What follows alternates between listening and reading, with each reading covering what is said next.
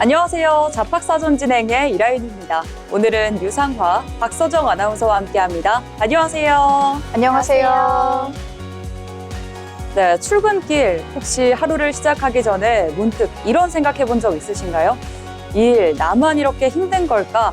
아니면 다른 사람들은 어떻게 일을 하고 있을까? 일과 사람, 그리고 우리가 살아가는 방식까지 알면 알수록 더 흥미로운 이야기들이 숨어 있습니다.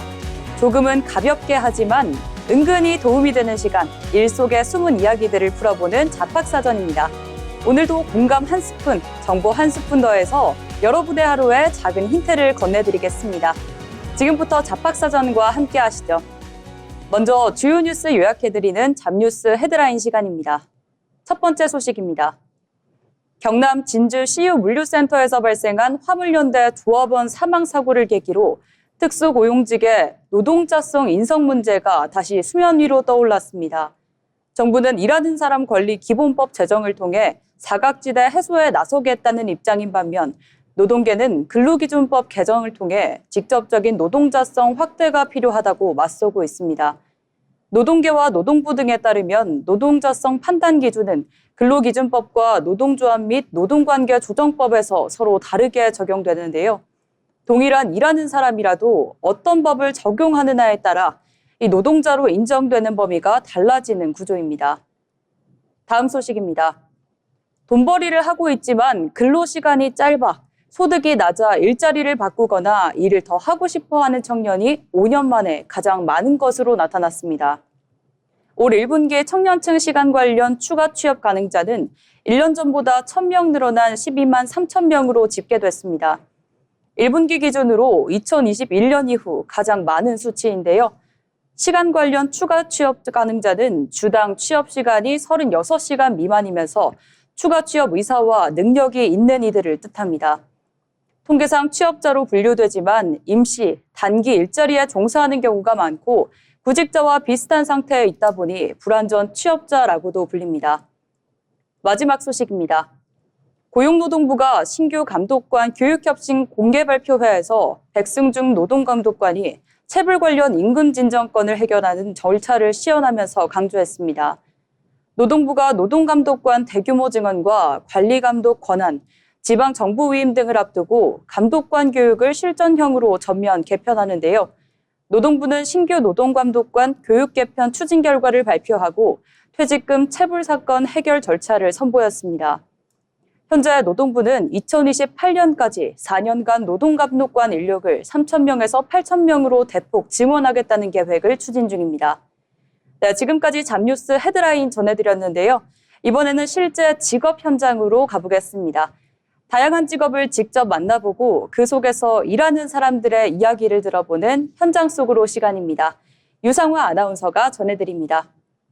네, 직업 현장의 목소리 전해드리는 현장 속으로 시간입니다. 길을 걷다가 우연히 마주친 향기 하나에 다시 뒤를 돌아본 경험 한 번쯤 있으시죠? 눈에 보이진 않지만 사람의 마음과 감정을 움직이는 강력한 매체, 향기입니다. 오늘은 이러한 향기를 만들어내는 조향사라는 직업에 대해서 함께 알아보려고 합니다. 흔히 조향사라고 하면 향수를 만드는 사람만을 떠올리기가 쉬운데요. 사실 이 안에는 두 가지 영역이 있습니다. 첫 번째로는 우리가 쓰는 생활용품들, 그리고 향수 같은 향을 만드는 퍼퓸머가 있고요. 또한 우리가 먹는 음식의 맛에 풍부하게 만드는 식품향료 전문가 플레이버리스트가 그 주인공입니다. 퍼퓸머가 후각을 이용해서 아름다움과 이미지를 전달한다면 플레이버리스트는 미각과 후각을 동시에 활용해 우리가 먹는 과자, 음료, 가공식품의 맛을 완성합니다. 특히 플레이버리스트는 우리가 직접 섭취하는 음식을 다루기 때문에요. 더욱 엄격한 안전기준과 정교한 미각이 요구되는 직업이기도 합니다. 조향사의 작업실을 한번 떠올려 볼까요? 마치 현대적인 연금술사를 연상케 합니다. 수천 가지 향료가 늘어서 있고요. 이 안에서 이분들은 아주 미세한 단위인 방울로 한 방울 한 방울씩 향을 쌓아 올립니다. 아주 작은 비율의 차이가 전혀 다른 향을 만들어내기 때문에 정교한 수작업과 더불어 컴퓨터를 활용한 디지털 배합 기록은 필수입니다. 하나의 완벽한 향이 탄생하기까진 수백 번의 시행착오와 수정 과정을 거치는 인내의 시간이 필요합니다.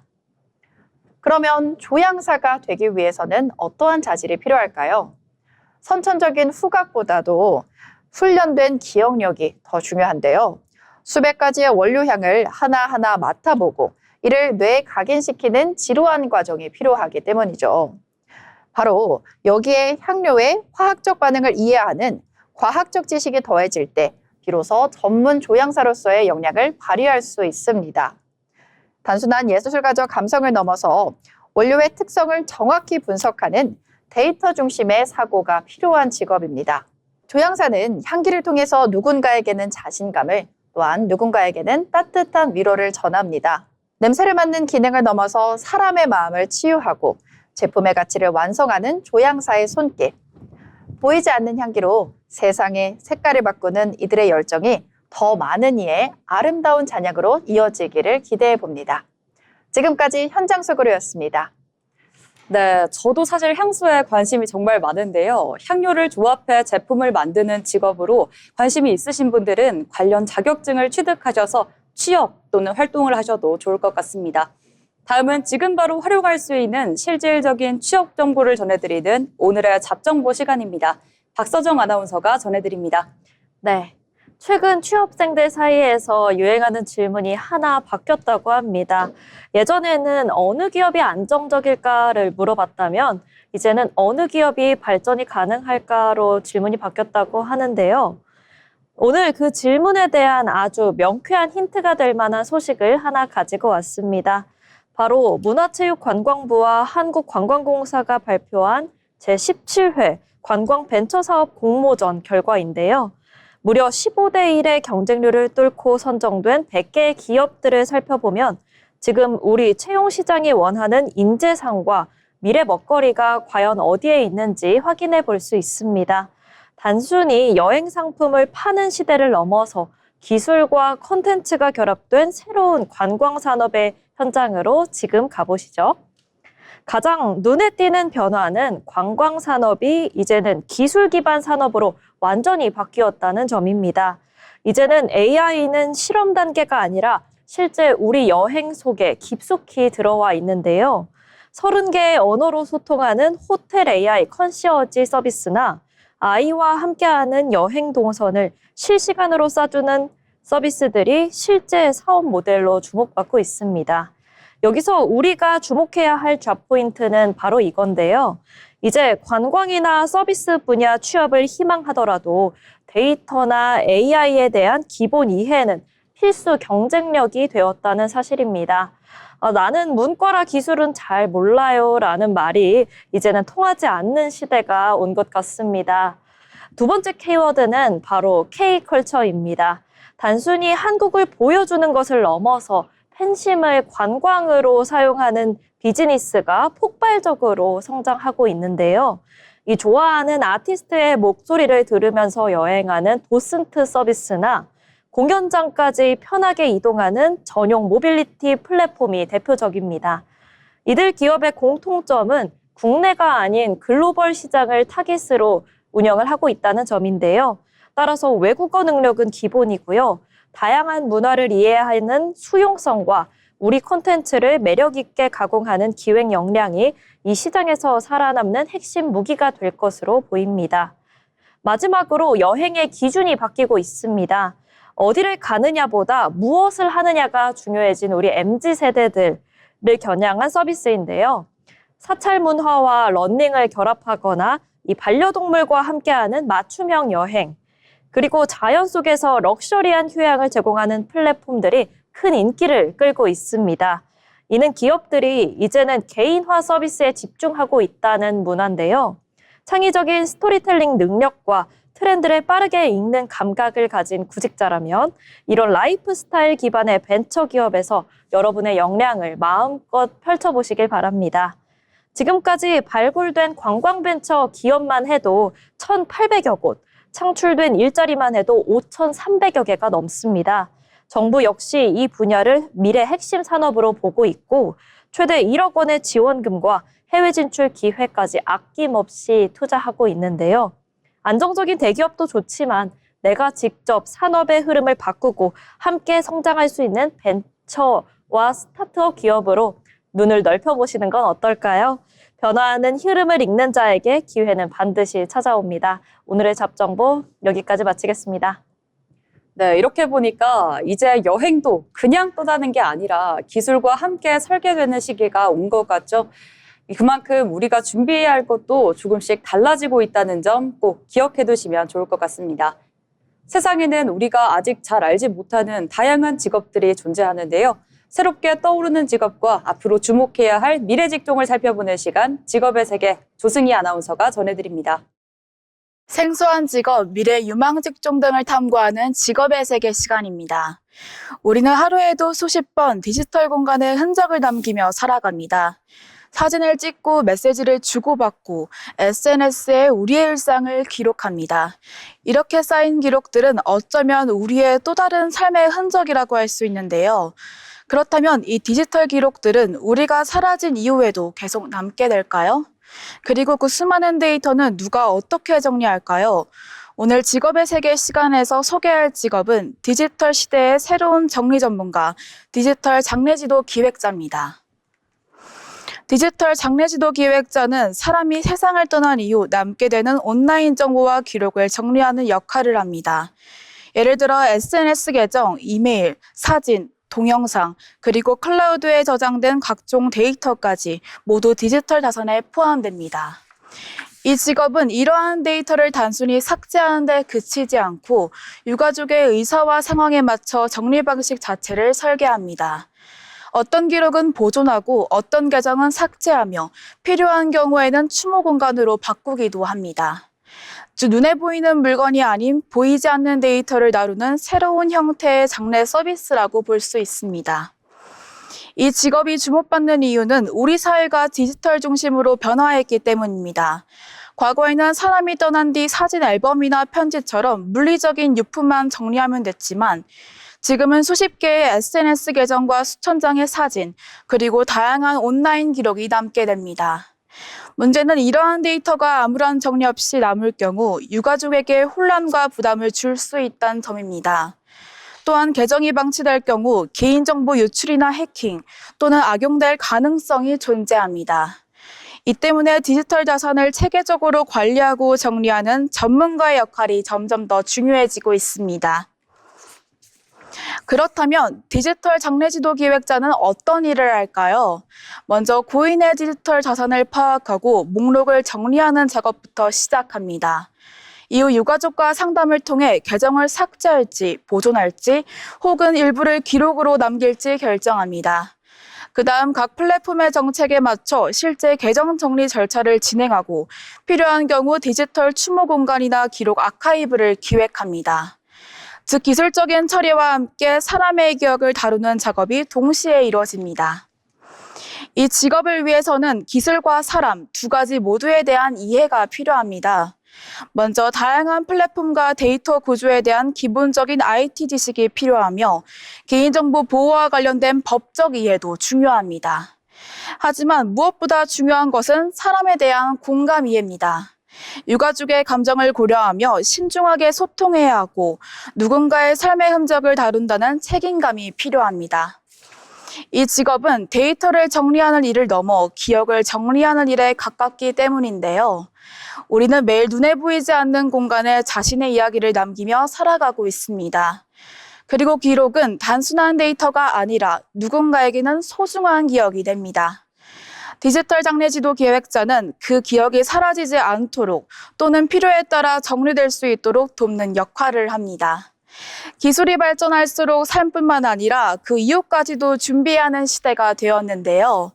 앞으로는 어떤 삶을 살 것인가 뿐만 아니라 어떤 흔적을 남길 것인가 역시 중요한 선택이 될지도 모릅니다. 지금까지 직업의 시간 세계였습니다. 네, 조금 낯설지만 꼭 필요한 직업, 디지털 장례지도 기획자에 대해 알아봤습니다. 우리가 살아가는 방식이 달라지면서 삶의 마지막을 준비하는 방식도 새로운 모습으로 계속해서 변화하고 있다는 점 알아두시면 좋을 것 같습니다. 네, 이제 잡토크 시간인데요. 취업 준비를 하다 보면 예전에는 연봉이 가장 중요한 기준이었다면 요즘은 그만큼 많이 이야기되는 게 바로 복지입니다. 식대 지원, 재택근무, 자율 출퇴근, 그리고 휴가 제도까지 회사마다 내세우는 복지도 점점 다양해지고 있는데요. 그래서 이런 고민 한 번쯤 해보셨을 겁니다. 이 복지는 과연 돈으로 따질 수 있는 걸까? 두 아나운서와 함께 이야기 나눠보도록 하겠습니다. 네, 저는 결국 복지는 돈이라고 생각을 합니다. 예를 들어서 식대 지원이 하루 10,000원이면 한 달이면 20만 원이잖아요. 이런 식대뿐 아니라 교통비나 통신비, 주거 지원까지 하면 실제로는 몇백만 원까지도 차이가 날 수 있습니다. 이걸 보면 복지는 실질 연봉을 올려주는 구조라고 보는 게 맞다고 생각합니다. 저는 조금 다르게 바라보고 있는데요. 복지는 단순히 비용 절감이 아니라 삶의 방식 자체를 바꿔주는 요소라고 보겠거든요. 예를 들어서 재택근무가 가능하면 출퇴근 시간만 해도 1시간에서 2시간 정도 절약이 됩니다. 이 시간은 단순히 돈으로만 계산하기는 어려운 여유, 건강, 그리고 자기 개발의 시간인데요. 그래서 저는 복지는 돈으로 환산하기에는 부족한 가치라고 생각합니다. 네, 숫자로 계산 가능한 복지인가 아니면 삶의 질을 바꾸는 복지인가 확실하게 갈렸는데요. 네, 사실 서정 아나운서 말씀은 공감이 되거든요. 근데 현실적으로 연봉이 낮으면 버티기 힘든 것도 사실이긴 하잖아요. 네, 맞아요. 기본적인 연봉도 물론 중요합니다. 하지만 어느 정도의 기준을 넘으면 돈보다 환경이 더 크게 작용하는 순간이 큰데요. 예를 들어서 야근이 많고 스트레스가 큰 회사에서 연봉이 높은 경우 처음에는 괜찮지만 결국 번아웃이 오기 십상이거든요. 반대로 복지가 잘 갖추어진 회사는 오래오래 일할 수 있는 구조를 만들어준다고 생각합니다. 네, 근데 그 또한 일할 수 있는 구조도 결국 돈에서 나오는 건데요. 회사가 복지를 제공하려면 비용이 들고 그 비용은 다시 직원에게로 돌아가는 구조가 있습니다. 그래서 저는 복지 대신 연봉으로 받고 선택하겠습니다. 이쪽을 택할 것 같은데요. 이게 더 합리적이라고 생각을 합니다. 예를 들어서 재택근무 대신 연봉을 더 받으면 내가 원하는 삶의 방식으로 설계를 할 수가 있잖아요. 그래서 처음에는 복지가 좀 좋아 보여도 결국 통장에 찍히는 실질 금액이 더 중요한 순간이 올 겁니다. 그래서 독립을 하거나 결혼을 준비하시는 분들 자산 형성까지 생각을 하면 연봉 차이가 훨씬 더 크게 느껴집니다. 근데 반대로 돈은 많은데 시간이 없는 삶, 이것이 바로 좋은 커리어일까도 생각을 해봐야 될 것 같은데요. 요즘은 자기 개발, 취미, 건강 이런 것들도 커리어의 일부로 보는 곳들이 참 많거든요. 복지는 그런 기반을 만들어주는 요소라고 생각하기 때문입니다. 네, 결국 지금의 돈과 지속 가능한 삶 이렇게 갈리는 것 같은데요. 결국 어느 쪽이든 본인의 선택에 맞게 가는 게 중요하겠습니다. 누군가에게는 더 많은 연봉이 중요한 선택일 수 있고요. 또 누군가에게는 더 나은 삶의 환경이 중요한 선택일 수 있겠죠. 중요한 건 내가 어떤 삶을 원하는지를 아는 것 아닐까요? 여러분이라면 연봉 또는 복지 어떤 기준을 더 우선으로 두시겠습니까? 지금까지 잡토크였습니다.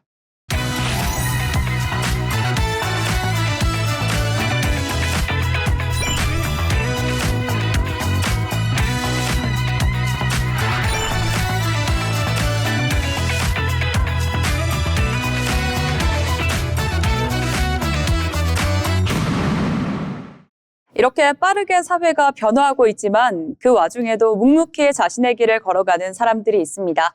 강소희 아나운서가 전해드립니다. 다양한 사람들의 삶과 직업을 통해 이야기를 전해보는 시간, 자빈스토리입니다. 여러분, 취발러라는 말 들어보셨나요? 취미로 발레를 즐기는 사람을 일컫는 새로운 신조어인데요. 최근 유연성과 체형 교정, 그리고 우아한 움직임까지 더해지며 발레는 특정 전공자의 영역이 아니라 하나의 유행으로 자리를 잡고 있습니다. 퇴근 후 발레 학원을 찾고 주말마다 수업을 듣는 사람들이 늘어나면서 발레는 일상 속 취미로 우리 곁을 성큼 다가왔는데요. 이처럼 우리 삶에 가까이 다가온 발레가 그 정점에서 세계 무대를 호령하는 발레리노가 있습니다. 오늘 소개할 인물은 세계 최고 권위의 발레단에서 동양인 남성 최초로 정상에 오른 무용수 김기민입니다. 세계 최고 권위의 발레단으로 꼽히는 마린스키 발레단은 300년 가까운 전통을 지닌 고전 발레의 성지입니다. 이곳에서 한국인 최초, 아니 동양인 남성 최초로 수석 무용수 자리에 오른 인물이 바로 김기민입니다.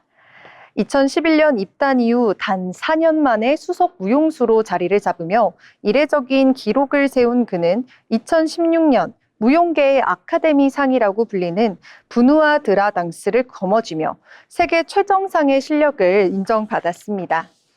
하지만 이 최초와 최고라는 기록은 결코 쉽게 얻어진 결과가 아닙니다. 러시아 발레는 전통과 기준이 매우 엄격하기로 유명합니다. 무용수들은 매일 반복되는 훈련을 통해 동작 하나, 시선 하나까지 완벽하게 다듬어야 하죠. 특히 외국인 무용수에게는 언어의 장벽은 물론 신체 조건에 대한 기준까지 더 까다롭게 적용되곤 합니다. 그 속에서 그는 끊임없는 연습으로 자신만의 스타일을 구축했습니다. 백조의 호수, 지젤 같은 고전 작품을 통해 그는 실력이 곧 최고의 언어라는 점을 무대 위에서 증명해냈습니다. 수석 무용수는 발레단을 대표하는 얼굴이자 공연 전체를 이끄는 주인공입니다.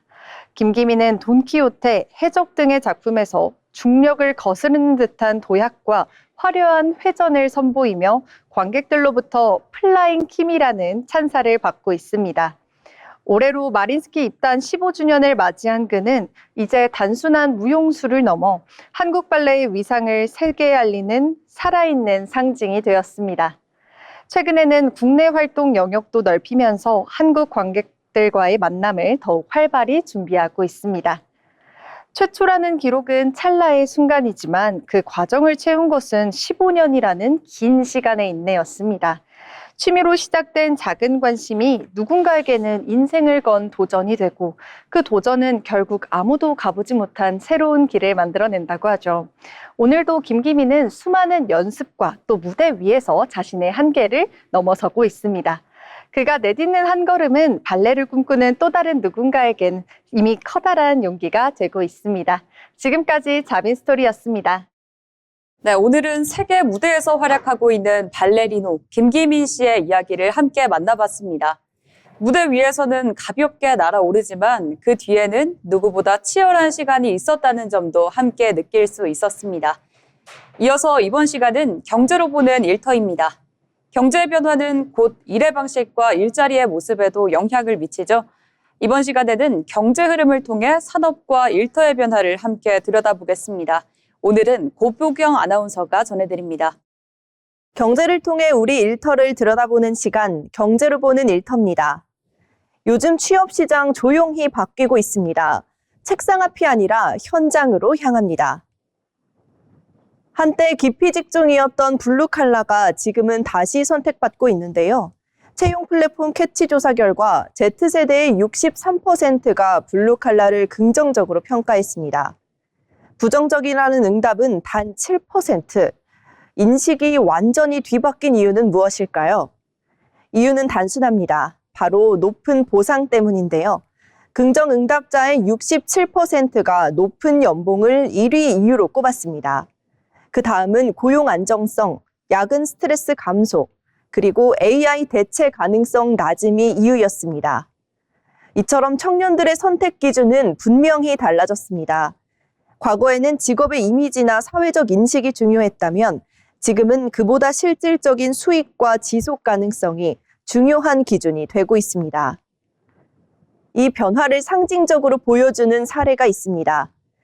이른바 킹산직으로 불리는 대기업 생산직입니다. 대표적으로 현대자동차 생산직의 경우 평균 연봉이 약 1억 원 수준에 이르고 정년 보장과 함께 높은 수준의 복지가 제공됩니다.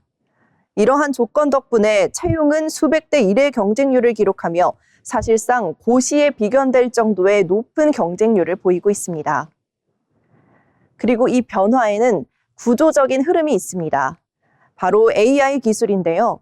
최근 인공지능 기술이 빠르게 확산되면서 사무직 업무들이 자동화되거나 대체될 수 있다는 가능성이 점점 현실로 다가오고 있습니다. 반면 현장직은 정교한 손기술과 숙련도, 그리고 현장 경험이 중요한 영역입니다. 이러한 요소들은 아직까지 AI가 완전히 대체하기 어려운 분야로 평가받고 있습니다. 즉, 과거엔 안정적으로 여겨졌던 사무직이 오히려 기술 변화에 취약한 영역으로 인식되는 반면 현장직은 장기적으로 생존 가능성이 높은 직무로 재평가되고 있습니다. 이러한 인식 변화는 해외 노동시장에서도 유사한데요. 아사히 신문 보도에 따르면 일본에선 최근 4년 사이 현장직 연봉 상승률이 사무직보다 더 높았습니다. 택시 운전자의 연수입은 약 38% 상승했고 건설 종사자의 연수입 역시 23% 증가했습니다. 직업계 고등학교 진학이 증가하고 있고 30대를 중심으로 기술 교육을 다시 받으려는 수요도 확대되는 추세입니다. 진학사 캐치가 실시한 설문조사에서도 연봉 7천만 원의 교대 근무 블루칼라와 연봉 3천만 원의 워라밸 중심 화이트칼라를 비교했을 때 응답자의 과반이 넘는 58%가 블루칼라를 선택했습니다. 즉, 청년들은 이미 수익과 안정성을 기준으로 현실적인 판단을 내리고 있는 것입니다. 사무실 중심의 일터에서 이제는 기술과 현장 중심의 시대로 일터의 중심이 이동하고 있습니다. 지금까지 경제로 보는 일터였습니다. 네, 땀 흘려 일하는 모든 순간이 누군가에게는 도전이 되고 또 누군가에게는 새로운 가능성이 될 수 있겠죠. 과거에는 특정 직업에 대한 고정된 이미지가 있었다면 이제는 기술과 전문성을 바탕으로 자신만의 길을 만들어 나가는 청년들이 점점 늘어나고 있는 것 같습니다. 이제 데이터로 본 일터 시간입니다. 직장을 선택할 때 여러분은 어떤 기준을 가장 먼저 보시나요? 보통은 내가 맡게 될 업무나 급여, 기업의 분위기를 우선적으로 고려하곤 하죠. 그런데 요즘은 복지가 직장 선택의 당락을 결정하는 핵심 요소가 되고 있습니다. 일명 개인화된 복지, AI 기반 복지 등 그 형태도 예전과는 많이 달라지고 있는데요. 오늘 데이터로 보는 일터에서는 변화된 기업 복지 트렌드를 숫자로 분석해 보겠습니다. 먼저 어떤 트렌드가 가장 눈에 띄나요? 네, 이전의 복지가 예전에는 기성복처럼 똑같이 제공되는 형태였다면 최근의 복지는 개인 맞춤형으로 진화하고 있습니다. 과거에는 가족 건강검진이나 리조트 이용권처럼 일괄적인 지원이 주를 이뤘죠. 하지만 최근 발간된 SHRM 보고서에 따르면 MZ세대 직원들은 이전 세대보다 자율성과 일과 삶의 균형을 훨씬 더 중요하게 생각하고 있습니다. 그렇기 때문에 기업들은 직원이 직접 선택하는 건강보험 플랜이나 맞춤형 웰빙 지원금, 심지어 학자금 대출 상환 지원까지 도입하면서 개인별 니즈를 공략하고 있습니다. 대표적으로 네이버와 원티드랩이 이런 맞춤형 복지를 실시하고 있는 기업입니다. 네, 또 다른 트렌드는 복지의 목적이 성과 독려에서 이제는 지속 가능한 웰빙으로 옮겨졌다는 점입니다. 과거에는 성과를 내기 위한 보상이었다면 이제는 직원들이 건강하게 일을 이어나갈 수 있는 식으로 지원하는 방법인데요. 특히 정신 건강을 몸 건강만큼 중요하게 여기면서 번아웃이나 직무 스트레스를 회사 차원에서 관리하기 시작한 것입니다. 정기 심리 상담이나 스트레스 관리 프로그램은 물론 워케이션이나 리프레시 휴가 같은 회복 중심의 제도가 중심적인데요. 쿠팡과 카카오 모빌리티 등이 이런 환경을 구축해서 직원들의 생산성을 높이는 효과를 거두고 있습니다. 네, 두 분 말씀을 들어보니까 요즘 기업들이 변화된 사회 분위기에 발맞춰서 함께 발빠르게 따라가고 있다는 생각이 듭니다. 네, 근데 개인화와 웰빙, 이 두 가지 키워드 외에 또 주의해야 할 중요 포인트, 주목해야 할 흐름이 있을까요? 네, 이제는 복지가 고정된 것이 아니라 직원들이 사용식이나 방식을 선택할 수 있는 자율성이 더 부여되는 방식으로 변화하고 있습니다. IWG 보고서에 따르면 글로벌 CEO의 95%가 유연한 근무 환경이 생산성과 직원 유지율을 높일 것이라고 전망했는데요. 재택근무 환경 구축비 지원이나 거점 오피스 이용권, 홈 오피스, 가구 지원 등이 그 예시가 될 수 있습니다. 직원이 자신의 상황에 맞춰서 복지를 설계할 수 있다는 큰 장점이 있습니다. 네, 본인이 원하는 복지를 직접 고를 수 있다는 점이 참 매력적인 것 같습니다. 하지만 이런 복지를 유지하려면 예산이 뒷받침되어야 되는 게 당연한데 혹시 기업 규모별로 차이가 좀 있겠죠? 네, 맞습니다. 현실적인 부분도 함께 짚어봐야겠죠. 이 HR 업계에 따르면 일반적으로 복지 예상은 연봉 대비 약 5에서 15% 범위 내에서 설정된다고 합니다. 하지만 기업 규모에 따라서 격차는 존재하는데요. 대기업일수록 예산 규모가 크고 안정적인 반면 스타트업은 상대적으로 적은 비율로 시작해서 점진적으로 차차 늘려가는 추세입니다. 따라서 앞서 언급한 트렌드들이 기업 상황에 따라서 반영되는 정도가 다르다는 점 염두에 두셔야겠습니다. 네, 결국 좋은 복지라는 거는 단순히 돈을 많이 쓰는 것이 아니라 직원이 진정으로 필요로 하는 게 무엇인지 그 가치를 얼마나 세밀하게 챙기느냐에 달려있는 것 같습니다. 기업은 인재를 지키고 직원은 이 자아를 실현하는 선순환의 고리가 이 복지라는 이름으로 단단해지기를 기대해 보겠습니다. 네, 이어서 서정 아나운서가 준비한 주제인데요. 네, 국가데이터처가 발표한 2026년 3월 고용동향 결과가 나왔습니다. 고용률은 역대 최고치를 경신했습니다. 그런데 그 이면에는 우리가 반드시 짚고 넘어가야 할 청년층의 고통이 숨어 있는데요. 오늘 두 분과 함께 이 양극화된 데이터에 대해 우리 심층 토론해 보도록 하겠습니다. 네, 먼저 거시적인 지표 같이 한번 확인할 텐데요. 네, 서정 아나운서, 숫자만 보면 축제 분위기여야 될 것 같은데 혹시 어떨까요? 네, 맞습니다. 지표상으로는 완벽에 가깝습니다. 고용률 69.7%는 1989년 통계 작성 이래 3월 기준 최고치입니다. 이 취업자 수도 전년 대비 20만 6천 명 늘면서 2달 연속 20만 명대를 지켰죠. 하지만 아쉬운 점은 증가폭이 저번 달보다는 둔화됐다는 점입니다. 이 양적 성장은 유지하되 엔진의 힘은 조금씩 빠지고 있는 모양새인데요. 이 실업률 역시 3%로 1999년 이후 두 번째로 낮은 기록입니다. 하지만 제가 현장에서 만난 구직자들은 이 숫자를 믿지 못하겠다는 반응인데요. 일자리는 많다는데 내가 갈 곳은 없다라는 이 역설이 이 지표 뒤에 숨어 있었기 때문입니다. 네, 그렇다면 구체적으로 어디서 늘고 어디서 줄었는지 산업별 속 사정을 들여다볼까요? 네, 보건사회복지업이 29만 4천 명 늘어나면서 전체 수치를 견인했습니다. 고령화로 인한 돌봄 수요가 늘어나면서 일자리 시장의 방어막 역할을 한 셈인데요. 반면 우리 경제의 허리라고 할 수 있는 제조업은 21개월, 건설업은 23개월 연속으로 하락 곡선을 그리고 있습니다. 특히나 도소매업은 11개월 만에 감소로 돌아선 점이 또 뼈아픈 점이기도 합니다. 이것을 단순한 경기 불황 탓이라고 보시는 분들도 있지만 국가데이터처에서는 이를 산업 구조의 변화라고 정의하고 있습니다. 무인 키오스크, 자동화 시스템이 요즘 들어서 일자리를 대체하고 있잖아요. 그렇기 때문에 사람이 필요 없는 구조로 빠르게 변화하고 있는 겁니다. 그래서 이건 일시적인 현상이 아니라 되돌릴 수 없는 흐름이라는 점에서 무게감이 다릅니다. 바로 이 대목에서 청년들의 비명이 나오는데요. 전체 고용률은 역대 최고인데 청년층 실업률은 7.6%로 치솟았습니다. 코로나19 사태 이후 5년 만에 3월 기준 역대 최고치입니다.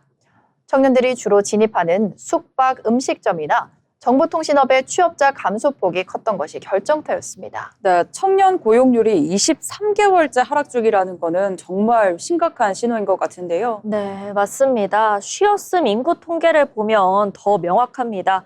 60대 이상은 늘었지만 청년층은 오히려 더 줄었는데요. 이건 청년들이 그냥 쉬는 게 아니라 어떻게든 취업 시장에 문을 두드리고 있지만 문턱이 너무 높아서 실업자로 분류되고 있다는 뜻입니다. 23개월간 이어지는 이 하락세는 청년들에게는 희망 고문이 되고 있는데요. 비경제 활동 인구 데이터를 보면 고용시장의 미래가 더욱더 걱정되는 형국입니다. 육아 인구는 줄었지만 재학이나 수강 인구가 6만 6천 명 정도 늘었는데요. 이건 졸업을 유예하거나 학원을 다니면서 스펙 쌓기에 매달리는 청년들이 늘었다는 신호입니다. 이 노동시장 진입이 늦어질수록 사회적 비용은 눈덩이처럼 불어날 것입니다. 네, 오늘 이렇게 살펴본 사발 고용 동향은 양극화된 일터의 민낯을 그대로 보여주는 것 같습니다. 역대급 고용률이라는 숫자에 취해 있을 때가 아니라 산업구조 변화로 밀려나는 인력에 대한 재교육과 그리고 제조업 활로 모색이 시급한데요. 청년들이 역대 최고 고용률이라는 뉴스를 보며 소외감을 느끼지 않도록 그들이 체감할 수 있는 양질의 일자리 대책이 절실합니다. 데이터는 거짓말을 하지 않지만 우리가 어떤 숫자를 보느냐에 따라 미래는 달라질 것입니다. 오늘 데이터로 본 일터였습니다.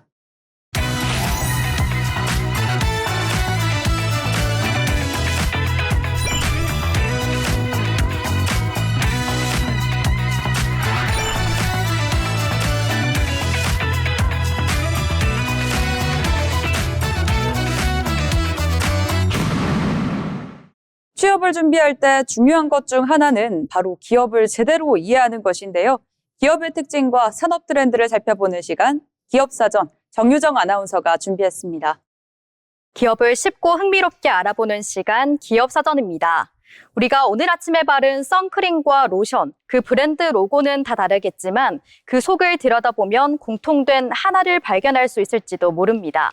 대한민국 화장품 업계에 보이지 않는 거인, 브랜드 뒤에서 전 세계인의 피부를 책임지는 오늘의 주인공은 바로 한국콜마입니다. 한국콜마를 단순히 주문받아서 물건을 만드는 회사로 생각하신다면 오산입니다. 이들은 단순 생산을 넘어 직접 컨셉을 제안하고 기술을 개발하는 ODM 방식을 국내 최초로 도입한 기업입니다. 전체 직원의 30%가 넘는 인력이 연구원일 정도로 R&D에 진심인 곳인데요. 우리가 잘 아는 글로벌 명품 브랜드부터 최근 아마존을 휩쓴 조선미녀 같은 인디 브랜드까지 한국콜마의 연구소를 거치지 않은 성공 신화는 드물 정도입니다. 특히 요즘 한국콜마를 소식하는 가장 뜨거운 키워드는 바로 선케어입니다. 미국 아마존 블랙 프라이데이 1위를 기록한 조선미녀 선크림의 제조사가 바로 이곳인데요. 선크림과 스킨케어 부문에서 수주 비중이 70%에 달할 만큼 독보적인 경쟁력을 갖추고 있습니다.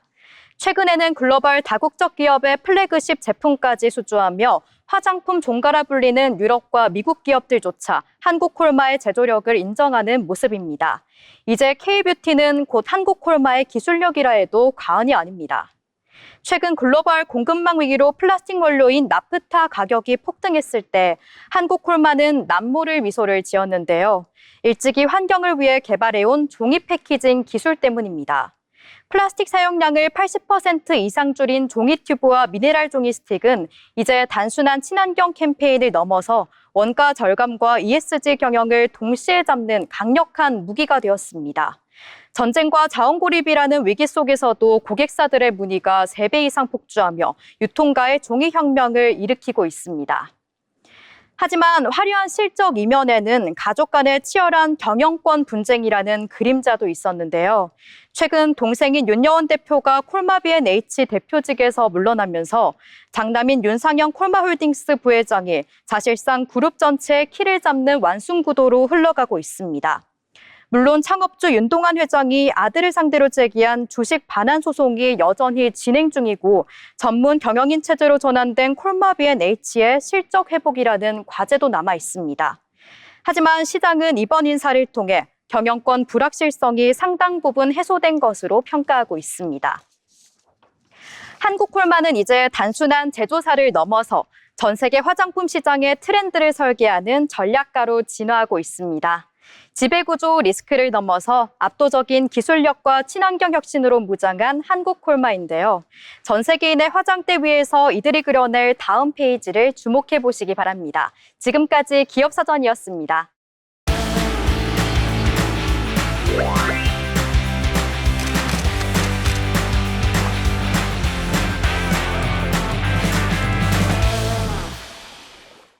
이번 시간은 전국의 모든 맛집과 축제 그리고 핫플레이스를 전해드리는 어디 갈까 시간입니다. 하경란 아나운서와 함께 떠나보시죠. 어디 갈까입니다. 여러분은 봄하면 어떤 색이 떠오르시나요? 벚꽃의 분홍빛을 떠올리는 분도 계실 거고 또 유채꽃의 노란빛, 또 막 돋아난 잎사귀의 연두빛을 떠올리는 분도 있으실 것 같은데요. 오늘 소개해드릴 곳은 그 봄의 색을 한눈에 만나볼 수 있는 곳입니다. 초록빛 청보리밭이 바람 따라 물결치고 또 그 곁에 노란 유채꽃이 봄 햇살처럼 번져 있는 곳, 바로 전북 고창입니다. 지금 고창에서는 봄의 정취를 오롯이 느낄 수 있다고 하는데요. 제23회 고창 청보리밭 축제가 한창입니다. 오늘은 그 봄의 현장으로 함께 가보겠습니다. 제23회 고창 청보리밭 축제는 지난 4월 18일 개막해서 5월 10일까지 고창군 공읍면 학원 관광농장 일원에서 열리고 있습니다. 고창 청보리밭 축제는 약 20만 평 규모의 청보리밭을 배경으로 펼쳐지는데요. 고창의 대표 봄 축제 중 하나라고 합니다. 자연 경관과 문화, 체험 요소가 어우러진 지역 대표 관광 콘텐츠라고 하네요. 올해 축제의 주제는 봄의 기억 길 위에 남답니다. 이 말처럼 이번 축제는 풍경을 바라보고 또 그 직접 길을 걸으면서 봄을 몸으로 느끼는 데 의미를 두고 있다고 하네요. 이번 축제의 중심에는 보리밭 사이길 걷기 체험이 있습니다. 청보리밭 한가운데로 난 길을 따라 걷다 보면 초록빛 보리가 바람에 흔들리는 모습이 눈앞에 펼쳐진다고 하는데요. 그 사이사이 유채꽃이 더해지면서 고창의 봄을 더 선명하게 느낄 수 있다고 합니다. 완만한 구릉을 따라 걷다 보면 보리밭 풍경이 이어집니다. 이 풍경을 보면 넓고 시원한 개방감을 느낄 수 있다고 하는데요. 걷는 속도도 호흡도 천천히 바뀌게 된다고 합니다. 또 이곳은 드라마 도깨비, 또 폭삭 소가수다 촬영지로도 알려져 있습니다. 그래서 사진을 남기려는 방문객들의 발길도 많이 이어진다고 하네요. 초록의 보리와 노란 유채, 그리고 그 사이를 걷는 사람들의 모습이 어우러지면서 축제장은 그 자체로 하나의 봄 풍경이 되고 있습니다. 축제장에서는 걷기 체험 외에도 다양한 프로그램이 운영됩니다. 트랙터 관람차 체험, 또 유네스코 7가지 보물찾기, 그리고 먹거리 부스 운영까지 가족 단위 방문객도 즐길 수 있는 요소가 많이 마련돼 있습니다. 올해는 운영 방식에도 눈에 띄는 변화가 있는데요. 먼저 보리밭 사이길 걷기 체험은 1인당 3,000원에 운영되고요. 또 트랙터 관람차는 편도 5,000원입니다. 또 주차는 차량 한 대당 10,000원이고 하지만 이 금액은 전액으로 고창사랑 상품권으로 환급된다고 하네요.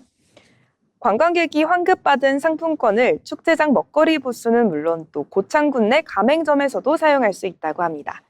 관광 소비가 지역 상권으로 이어지게 한 점도 눈에 띕니다.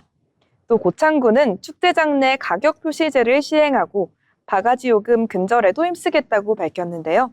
방문객이 보다 안심하고 축제를 즐길 수 있도록 현장 관리에도 힘쓰고 있습니다.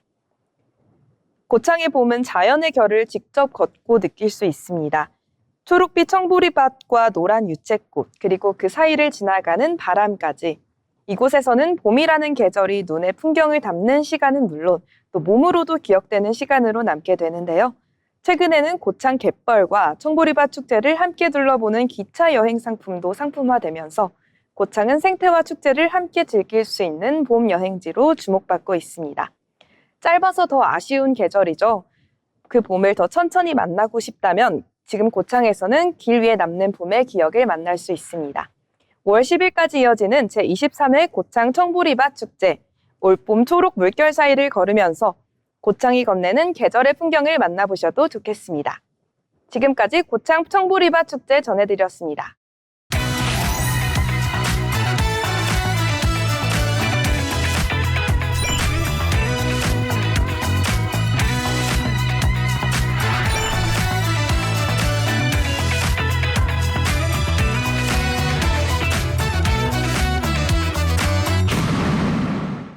마지막으로 알아두면 도움이 되는 생활 정보를 전해드리는 알쓸정 시간입니다. 오늘 노하늘 아나운서가 전해드립니다.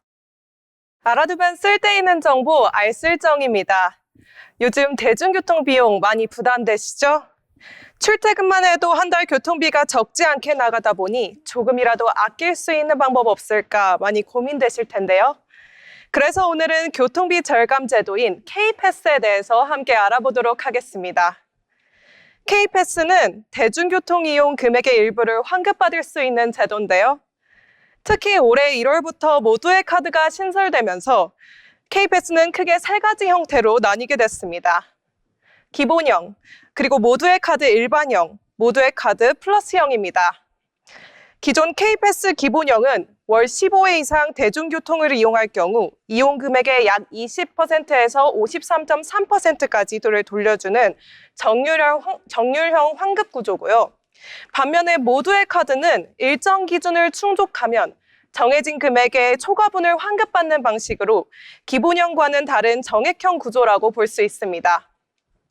모두의 카드도 일반형과 플러스형으로 나뉘는데요. 두 유형의 가장 큰 차이는 어떤 교통수단까지 포함되느냐입니다. 먼저 일반형은 환승을 포함한 1회 이용 요금이 3,000원 미만인 교통수단에 적용됩니다. 예를 들어 시내버스나 지하철, 마을버스처럼 일반적인 도시 내 이동이 이에 해당됩니다. 반면 플러스형은 요금 상한이 없이 모든 교통수단에 적용되는데요. 신분당선이나 GTX처럼 요금이 높은 광역교통수단처럼까지 포함됩니다. 따라서 도심 내 단거리 이동이 많다면 일반형, 광역이동이나 장거리 출퇴근이 많다면 플러스형이 더 유리할 수 있습니다. 또한 환급 기준 금액은 지역, 연령, 가구 유형에 따라 다르게 적용됩니다. 그런데 여기서 중요한 변화가 생겼습니다. 최근 고유가 상황 속에서 대중교통 이용을 늘리기 위해 4월부터 환급 혜택이 한시적으로 확대됐습니다. 적용 기간은 4월부터 9월까지 약 6개월입니다. 먼저 모두의 카드는 환급 기준 금액이 기존보다 절반 수준으로 낮아지면서 같은 이용을 하더라도 더 많은 환급을 받을 수 있는 구조로 바뀌었습니다. 그리고 K패스 기본형의 경우에는 시차 출퇴근 시간대에 대중교통을 이용하면 환급률이 기존 약 20% 수준에서 최대 50%까지 확대됩니다. 즉 같은 교통비를 사용하더라도 이용 시간에 따라 돌려받는 금액이 달라질 수 있다는 점이 핵심입니다. 그렇다면 실제로 얼마나 달라지는지 한 가지 사례로 살펴보도록 하겠습니다. 월 교통비가 약 7만 원인 이용자를 기준으로 본다면 기존에는 약 2만 5천 원 정도를 환급받았지만 4월 이후에는 약 4만 8천 원까지 환급 금액이 늘어날 수 있습니다. 같은 금액을 사용하더라도 돌려받는 금액이 크게 증가한 셈입니다. 이번 개편의 핵심은 단순히 할인폭이 늘어난 것이 아니라 같은 이용이더라도 더 쉽게, 더 많이 환급을 받을 수 있는 구조로 바뀌었다는 점입니다. 오늘은 4월부터 달라진 K패스 환급 제도에 대해서 알아봤습니다. 단순히 대중교통을 이용하는 것을 넘어 언제 어떻게 이용하느냐에 따라 교통비 부담도 충분히 줄일 수 있습니다. 매일 쓰는 교통비 조금만 알고 활용한다면 생각보다 큰 차이를 나타낼 수 있습니다. 지금까지 알아두면 쓸데있는 정보 알쓸정이었습니다. 네, 오늘 저희가 준비한 내용은 여기까지입니다. 오늘도 잡학사전과 함께 소소하지만 흥미로운 이야기들 가볍게 풀어봤습니다. 알고 나면 괜히 한 번 더 얘기하고 싶고 누군가에게 슬쩍 아는 척도 해보고 싶은 게 이런 잡학의 매력이 아닐까요? 이렇게 작은 호기심 하나가 하루를 조금 더 재밌게 그리고 가볍게 만들어주길 바라면서요. 다음 시간에도 부담 없이 듣고 은근히 기억에 남는 이야기로 찾아오겠습니다. 지금까지 시청해주신 여러분 고맙습니다.